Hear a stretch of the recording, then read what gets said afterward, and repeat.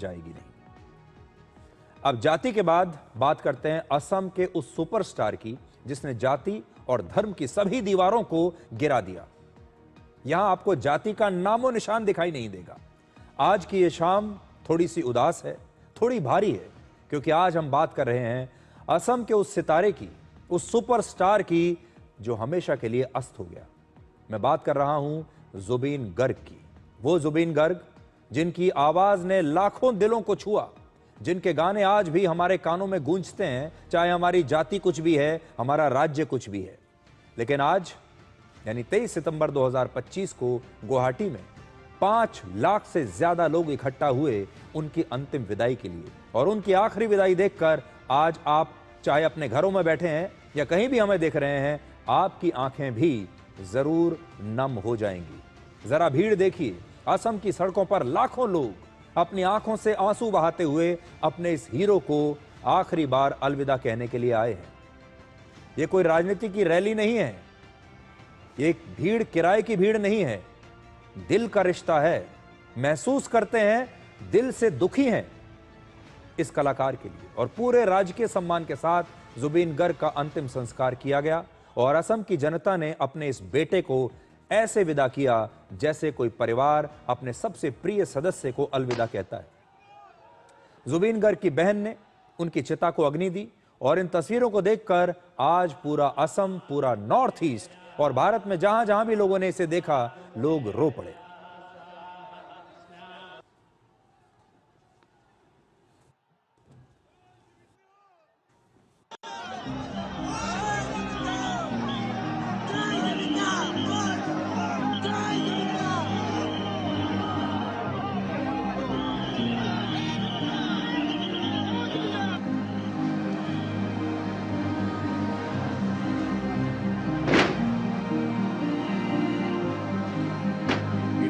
মহোদয়ে শ্ৰদ্ধাৰ্ঘ্য তৰ্পণ কৰিছে।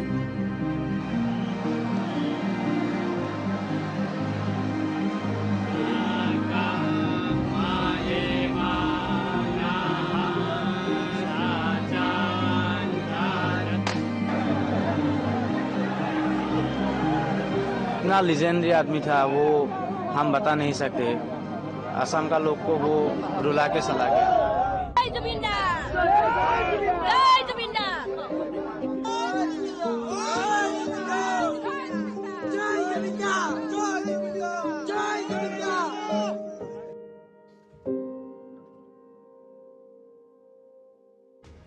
आज की सबसे भावुक तस्वीर उनके अंतिम संस्कार के समय की है, जब जुबीन गर्ग की पत्नी गरिमा सैकिया उन्हें श्रद्धांजलि देते समय अपने आंसुओं को रोक नहीं पा रही थीं। आज आपको उनकी ये तस्वीर भी देखनी चाहिए।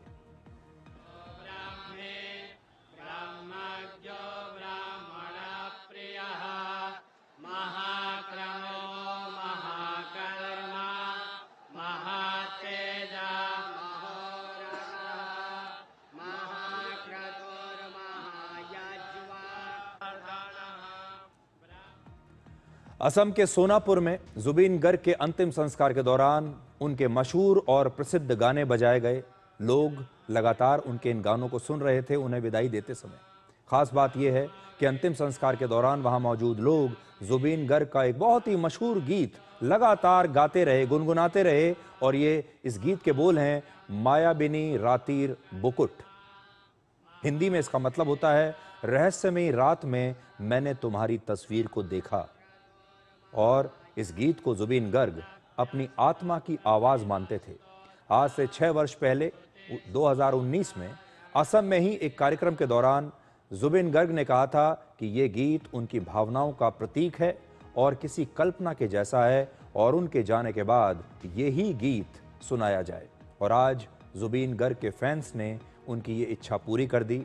ये अलग बात है कि उन्होंने कभी कल्पना भी नहीं की थी कि ये दिन, ये समय इतना जल्दी आ जाएगा। अंतिम संस्कार के समय वहां मौजूद सभी लोगों की आंखों में आंसू थे और उनके होठों पर जुबीन गर्ग का यह पसंदीदा गीत था। जुबीन गर्ग की लोकप्रियता इन तस्वीरों को देखकर आज आप समझिए, ये उनकी अंतिम यात्रा की तस्वीर है, जिसमें सड़क पर हर तरफ हजारों लोग दिखाई दे रहे हैं। हर तरफ लोग ही लोग हैं।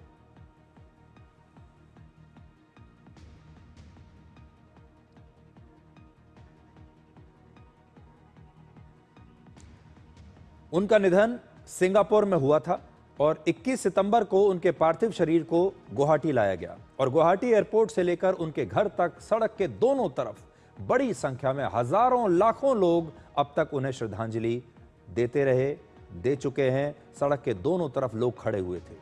जुबीन गर्ग की ये लोकप्रियता आज इन तस्वीरों से आपको पता चलेगी। जुबीन गर्ग जानवरों से बहुत प्यार करते थे।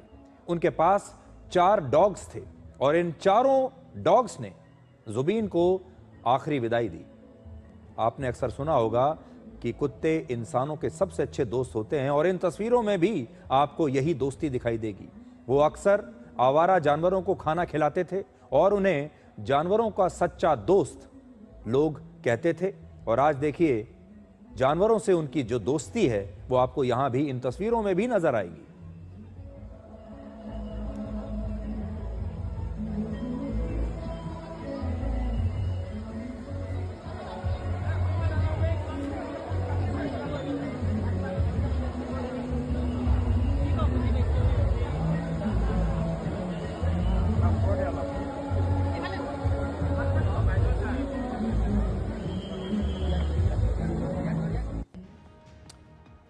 कहते हैं कि जिस पल जिस दिन आप पैदा होते हैं मृत्यु की तरफ आपका सफ़र उसी दिन से शुरू हो जाता है। वो सफ़र कितने दिन तक चलेगा, कितना लंबा होगा, ये कोई नहीं जानता। वो सफ़र छोटा भी हो सकता है, वो सफ़र लंबा भी हो सकता है। और आज बार बार दिल ये सवाल करता है कि ये जो जन्म और मृत्यु का जो सिलसिला है ये क्या है, इसकी गुत्थी क्या है। आज जिस स्थान पर जुबीन गर्ग का अंतिम संस्कार हुआ, अब वहीं पर उनकी याद में एक स्मारक बनाया जाएगा। और एक और तस्वीर आपको मैं दिखा रहा हूं। आज से 12 साल पहले एक कार्यक्रम से लौटते समय जुबीन गर्ग ठीक इसी जगह पर एक पेड़ के नीचे थोड़ी देर के लिए बैठे थे। और जब वो बैठे थे यहाँ पर, ऐसा लगता है कि उस समय भी यहाँ पर एक कब्र है और तब उनकी ये तस्वीर ली गई थी। और वही तस्वीर आज आप देख रहे हैं 12 साल पहले इसी स्थान पर जहाँ पर उनका अंतिम संस्कार हो रहा है। और बाद में ये तस्वीर असम की ही एक पत्रिका में प्रकाशित हुई थी और ठीक 12 साल के बाद आज जुबीन गर्ग एक बार फिर इसी जगह पर वापस आए हैं। लेकिन आज उनकी सांसें नहीं चल रही और इस बार वो हमेशा के लिए इसी जगह पर, इसी स्थान पर रहेंगे जहां 12 साल पहले थोड़ी देर के लिए सुस्ताने के लिए आए थे। 52 वर्ष के जुबीन गर्ग का निधन 19 सितंबर को सिंगापुर में स्कूबा डाइविंग के दौरान पानी में डूबने की वजह से हुआ था। और उस समय का ये जो वीडियो है, उस समय जो लोग उनके साथ थे उन्होंने ये वीडियो शूट किया था क्योंकि स्कूबा डाइविंग हो रही थी, जुबीन पानी में कूद रहे थे और उनके साथी वीडियो बना रहे थे। और आप देखिए ये उसी समय का वीडियो है। ये उनका आखिरी समय है जब वो पानी में कूदे थे।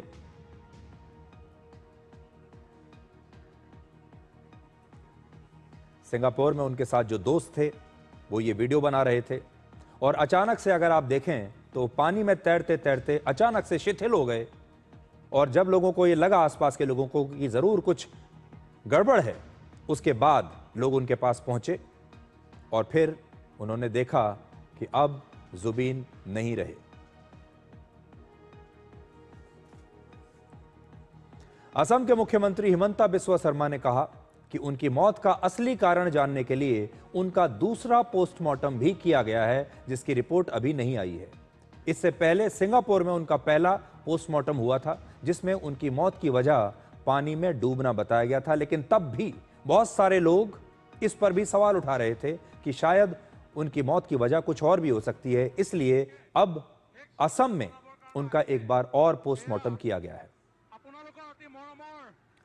असम में जुबीन गर्ग के निधन पर 4 दिनों का राजकीय शोक रखा गया है। और आप उनकी लोकप्रियता का अंदाजा इस बात से लगाइए कि उनके निधन की खबर आने के बाद से असम 3 दिन तक बंद रहा। किसी ने बंद रखने के लिए, बाजारों को बंद करने के लिए, काम बंद करने के लिए कोई दबाव नहीं डाला था, ना ही किसी बंद का कोई ऐलान किया था। लेकिन जुबीन गर्ग के चाहने वाले जो थे उन्होंने खुद अपनी मर्जी से यह बंद रखा। जुबीन गर्ग सिर्फ एक गायक नहीं थे बल्कि पूरे नॉर्थ ईस्ट के लिए एक सांस्कृतिक प्रतीक बन गए थे। वो सिर्फ संगीत तक सीमित नहीं थे, वो एक अभिनेता थे, संगीतकार थे, सबसे बढ़कर एक सामाजिक योद्धा थे, एक कलाकार थे, लेकिन उससे भी बड़ी बात यह है, एक अच्छे इंसान थे। उन्होंने असम की संस्कृति को बचाने के लिए हमेशा आवाज उठाई, पर्यावरण के लिए हमेशा लड़े और युवाओं को प्रेरित भी करते रहे। वो राष्ट्रभक्ति के गीत गाते थे जो आपके दिल को छू जाते थे। जुबीन गर्ग ने असम की लोक धुनों को आधुनिक संगीत के साथ मिलाकर अपना एक अलग स्टाइल दिया, एक अलग शैली दी और आज के युवाओं के बीच उस संगीत को बहुत लोकप्रिय बना दिया। उनके कार्यक्रम वहां के युवाओं के लिए एक ऐसा मंच बन जाते थे जहां पर जाति और भाषा की दीवार मिट जाती थी। जुबीन गर्ग सिर्फ एक गायक नहीं थे, वो खुद एक क्रांति थे। पिछले 33 वर्षों में उन्होंने भारत की 40 भाषाओं में 32,000 से ज्यादा गीत गाए, जिसमें असम और नॉर्थ ईस्ट की भाषाओं सहित हिंदी, भोजपुरी, तमिल, तेलुगु, कन्नड़, मलयालम, मराठी और यहां तक कि नेपाल की भाषाओं में भी गानों को उन्होंने अपनी आवाज दी। उनका संगीत किसी एक भाषा तक सीमित नहीं था, किसी एक वर्ग तक सीमित नहीं था, किसी एक राज्य तक सीमित नहीं था, पूरे भारत के थे। वर्ष 1992 में सिर्फ 19 वर्ष की उम्र में उनका पहला एल्बम रिलीज हो गया था। उसका नाम था अनामिका। वो नॉर्थ ईस्ट के उन कलाकारों में से एक थे जिन्हें पूरे देश में लोकप्रियता मिली। इसके बाद जैसा कि हर कलाकार सपना देखता है कि एक दिन वो फिल्मों में गाना गाए, प्लेबैक सिंगर बने, बॉलीवुड में आए, उन्हें भी यह मौका मिला और जब वो बॉलीवुड में आए तो उनका एक सुपरहिट गाना भी आया, या अली। आपको याद होगा, ये बहुत सुपरहिट गाना है, लोग आज भी या अली को सुनते हैं और इसके लिए उन्हें बेस्ट प्लेबैक सिंगर का पुरस्कार भी मिला था। और अपनी आवाज से उन्होंने सिर्फ पैसा नहीं कमाया बल्कि लोगों के दिल जीते। कुछ लोग ऐसे होते हैं जो पैसे के पीछे नहीं भागते, वो प्यार चाहते हैं। जुबीन भी बिल्कुल वैसे ही थे। उन्हें पैसे में दिलचस्पी नहीं थी, प्यार जानते थे, प्यार की भाषा समझते थे। शुरुआती सफलता के बावजूद जुबीन गर्ग हिंदी फिल्म इंडस्ट्री को छोड़कर वापस असम आ गए। हमारे देश के ज्यादातर कलाकार, एक्टर, गायक वो सब मुंबई में रहना चाहते हैं क्योंकि उन्हें बॉलीवुड में काम करना है, लेकिन जुबीन को मुंबई पसंद नहीं आया। उन्होंने कहा, मुंबई तो बहुत भाग दौड़ वाला शहर है, वहां लोगों में अहंकार दिखाई देता है, मैं ऐसे शहर में ऐसे लोगों के बीच नहीं रह सकता। जुबीन कहते थे वो जमीन से जुड़े एक साधारण से इंसान हैं, इसलिए वो अपनी माटी यानी असम में अपने लोगों के साथ ही रहना पसंद करते हैं। वो एक सुपरस्टार थे लेकिन दिल से एक साधारण से व्यक्ति थे और इसीलिए वो बॉलीवुड छोड़कर वापस अपनी मिट्टी की तरफ आ गए। जो लोग ये मानते हैं आज भी कि स्टारडम के लिए, बड़ा स्टार बनने के लिए बॉलीवुड में काम करना जरूरी है, मुंबई में रहना जरूरी है, मुंबई की पार्टियों को अटेंड करना जरूरी है, पेज 3 पर छपना जरूरी है, आज इन तस्वीरों ने ऐसे तमाम लोगों को झुठला दिया है जो समझते हैं कि सफलता के लिए मुंबई में रहना जरूरी है और सफलता के लिए बॉलीवुड ही एकमात्र रास्ता है। आप भी सोचते होंगे कि जुबीन को इतना प्यार कैसे मिल रहा है, तो अब आपको बताते हैं कि जुबीन गर्ग को असम के लोग इतना प्यार क्यों करते हैं। कोविड महामारी के दौरान उन्होंने अपना घर कोविड केयर सेंटर बनाने के लिए दे दिया था। कितने ऐसे लोग होंगे जो कोविड के दौरान जिन्होंने ये कहा होगा कि आप मेरे घर में कोविड सेंटर बना लीजिए। असम के एक उग्रवादी संगठन उल्फा ने उन्हें हिंदी में गीत गाने से मना किया था और कहा था कि अगर हिंदी में गाया तो जान से मार देंगे, लेकिन धमकी के बावजूद वो गाते रहे। सोचिए आज कितने ऐसे कलाकार होंगे जो इतने खतरनाक उग्रवादी संगठन की धमकी के बावजूद ये हिम्मत दिखा सकते हैं। जुबीन गर्ग की अपनी कोई संतान नहीं थी और ऐसा कहा जाता है कि उन्होंने समाज की सेवा करने के लिए अपने बच्चे पैदा नहीं किए।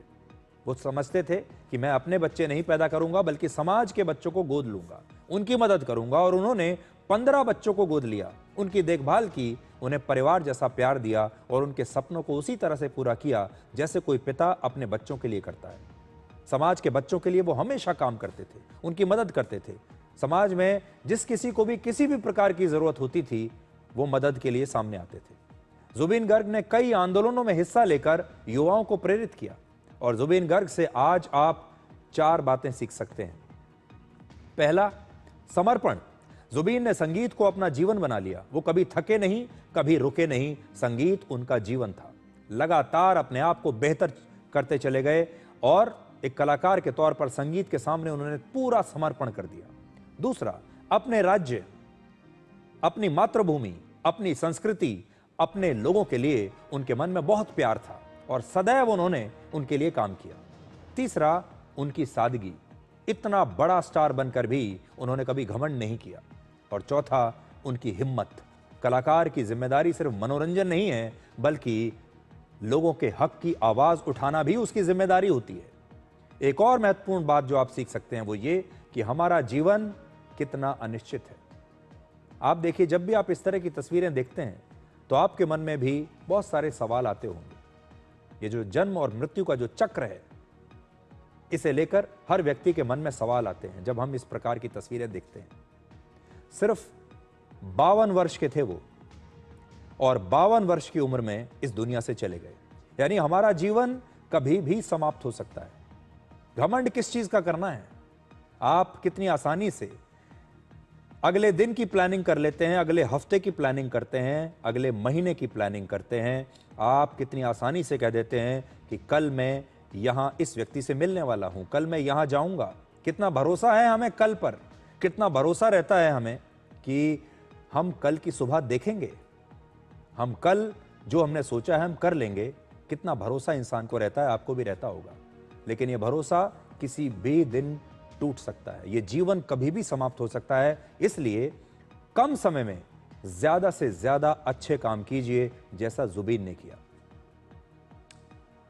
जुबीन गर्ग को इतना प्यार मिला कि उनकी अंतिम यात्रा की तुलना आज अमेरिका के मशहूर गायक और कलाकार और डांसर माइकल जैक्सन और ब्रिटेन की प्रिंसेस डायना की अंतिम यात्रा में उमड़े लोगों से की जा रही है। लोग कह रहे हैं कि जैसी अंतिम यात्रा उनकी हुई थी, आज जुबीन की अंतिम यात्रा की तुलना उससे की जा रही है। जुबीन ने पहले अपने संगीत से और आज अपनी इस विदाई से उत्तर पूर्व को और भारत के लोगों को एक साथ जोड़ दिया। आज लाखों लोग शोक व्यक्त करने के लिए आए हैं। वो सिर्फ जुबीन गर्ग के निधन का शोक नहीं मना रहे, ये उस युग के खत्म होने का दुख उनके मन में है जो जुबीन गर्ग के साथ ही आज समाप्त हो गया। एक युग समाप्त हो गया। इसलिए आज हम आप सभी के साथ जुबीन को श्रद्धांजलि देते हैं और जुबीन को सलाम करते हैं, जुबीन को थैंक यू कहते हैं कि उन्होंने अपने लोगों के लिए इतना काम किया सिर्फ 52 वर्ष की उम्र में।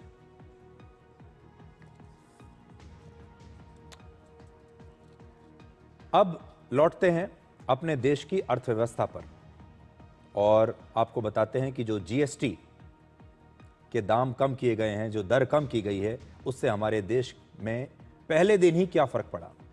भारत को डेड इकोनॉमी बताने वाले लोगों के चेहरे आज बिल्कुल उतरे हुए हैं। बाजारों में ऐसी रौनक आ गई है भारत में कि वो लोग जो भारत को डेड इकोनॉमी बता रहे थे, उनके चेहरे की रौनक समाप्त हो गई है। 22 सितंबर से जीएसटी की घटी हुई दरें लागू हो गई और एक ही दिन में 50,000 से ज्यादा गाड़ियां हमारे देश में बिक गई। यह अपने आप में एक रिकॉर्ड है।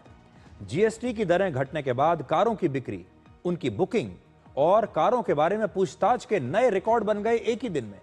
जैसे ही जीएसटी के रेट कम हुए, बाजार में खरीदारी की रौनक बढ़ गई और डेड इकोनॉमी बताने वाले लोग दुखी हो गए। 22 सितंबर को ही देश की सबसे बड़ी कार कंपनी मारुति सुजुकी ने 25,000 कारें बेच दी एक ही दिन में।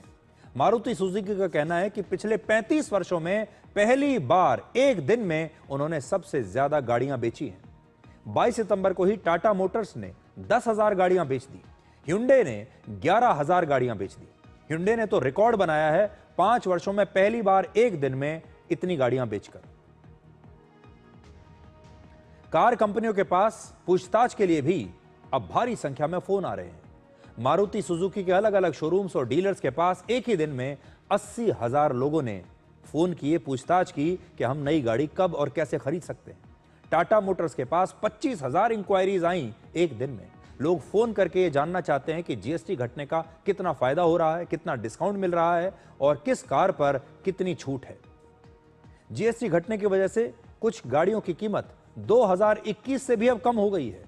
कभी आपने ऐसा सोचा था कि जैसे हम अपने शरीर के बारे में कहते हैं कि रिवर्स एजिंग होने लगे, आपकी उम्र कम होने लगे, वैसा ही है कि महंगाई लोग कहते थे कि बढ़ रही है, और आज आपको यही कार 2021 के दाम पर मिल रही है।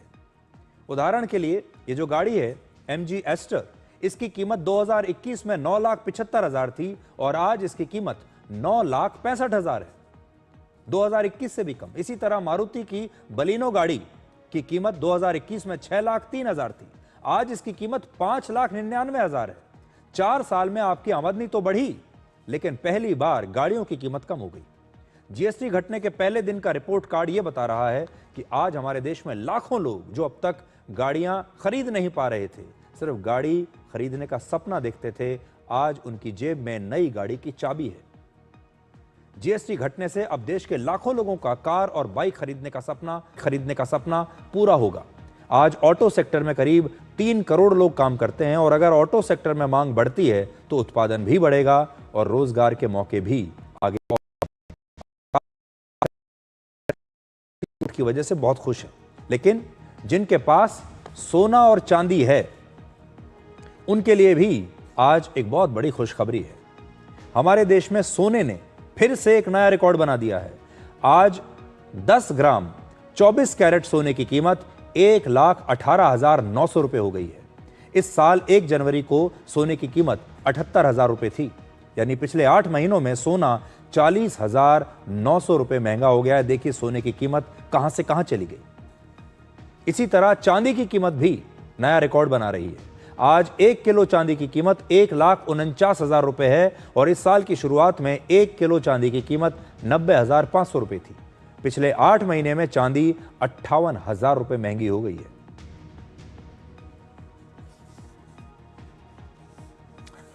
अब एक छोटा सा ब्रेक हम ले रहे हैं, और ब्रेक के बाद आपको राष्ट्रकवि रामधारी सिंह दिनकर के बारे में बताएंगे, क्योंकि आज उनका जन्मदिन है।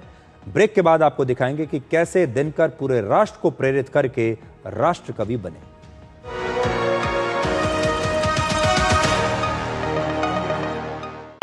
कौन है जो जोड़े देश